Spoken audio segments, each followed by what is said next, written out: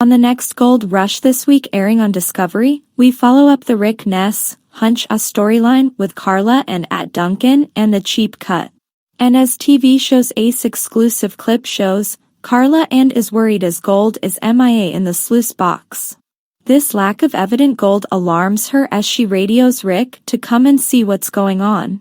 During the last 4 weeks, the lower Duncan Creek area called the Cheap Cut has been where Rick Ness and his crew that includes Carl Rosk, Karla and Chris Cruz have been mining.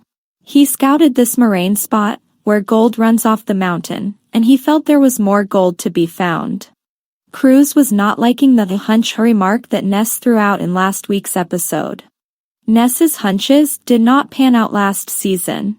Now this week, Karla is on high alert in TV show's Ace clip where the fine gold, always an indicator, is now not showing up.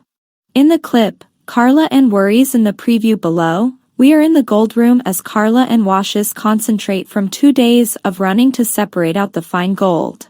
We open with her looking concerned. She says, "These are our nuggets, it looks good however they don't weigh much.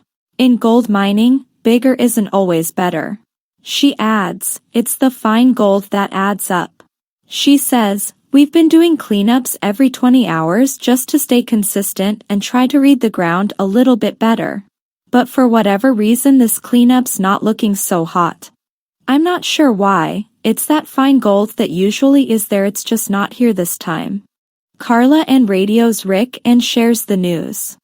Up until now it had been a consistent yield of fine gold.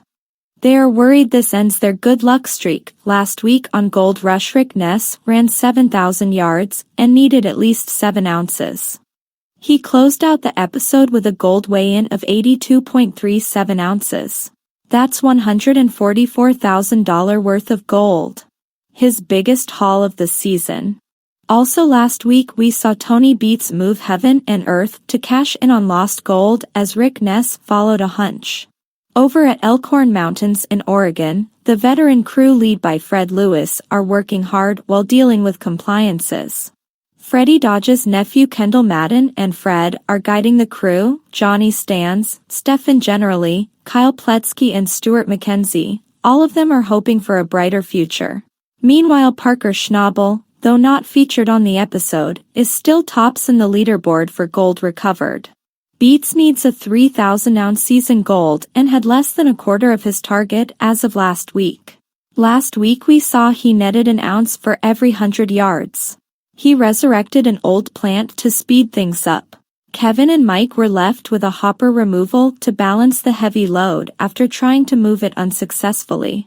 Tune in Friday to see how Ness ultimately fares, and if the Beats luck also keeps on the good foot. Our AI On the next Gold Rush this week airing on Discovery, we follow up the Rick Ness